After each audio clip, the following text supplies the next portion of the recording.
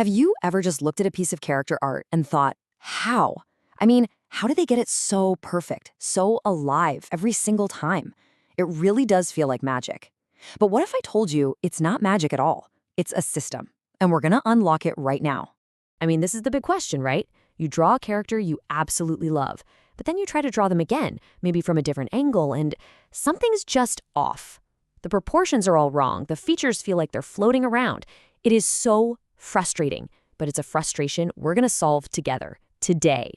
Because what if I told you there is a key? A single, simple, foundational rule that's the secret behind almost every style you can imagine. We're not talking about changing how you draw. This is about giving you a seriously powerful tool that's going to make what you already do that much better.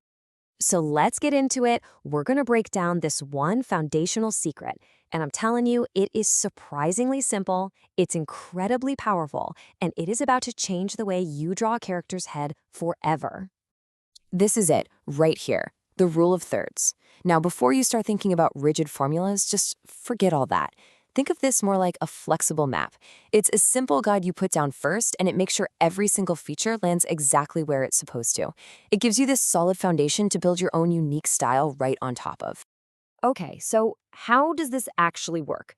Let's start with the easiest angle to really get a handle on this, the profile, the side view. This is where you're going to see the logic of this grid just click into place. And the process couldn't be simpler. Seriously, you just start with a square, then you slice it into thirds, both ways, horizontally and vertically. And boom, just like that, you've made a perfect 9-box grid. You've created the foundational map for placing every feature. And just look at how logical this is. That top horizontal line, that's your eyebrow line. The bottom one, that's where the base of the nose goes. The ear tucks in perfectly right behind that second vertical line, and the whole mouth and chin, they fit perfectly in that bottom third. It's a simple, reliable guide every single time. Okay, profile view, locked in. Now let's build on that, because the real power of this grid is how it can adapt. You can use it to conquer literally any angle you can think of. And this shows you just how flexible it is. For a profile, it's our simple 3x3 grid. For a frontal view, well, the horizontal thirds stay the same, but vertically, we just split it right down the middle to make the center line of the face. And for that really tricky 3/4 view, the side of the face gets its 3 sections, the front gets 2, and it all just wraps around in perspective. Now for that 3/4 view, listen up, because this is the most important part. The key is the first vertical line you draw. This line isn't the center line of the face. Nope, it's the edge. It's what separates the front plane of the face from the side plane. If you nail this one line, the rest of the grid just falls right into place. So you might be thinking, okay, this sounds a little restrictive. But that's the big secret here. This grid isn't a cage. It's actually the key that unlocks the cage. It gives you the confidence to start experimenting. And this is the heart of it all. Once you really understand where things are supposed to go, the placement, then everything else, literally everything, just becomes a stylistic choice. The grid handles the tough stuff, the fundamentals, so you can focus on the fun part, creating a character that is 100% yours. I mean, think about it. Whether you're drawing the sharp angles of a comic book hero, the soft, round curves of an animated character, or the crazy exaggerations of a caricature, they all rely on this exact same foundational placement. This grid is the invisible engine driving every single one of them. And this is where things get really, really creative.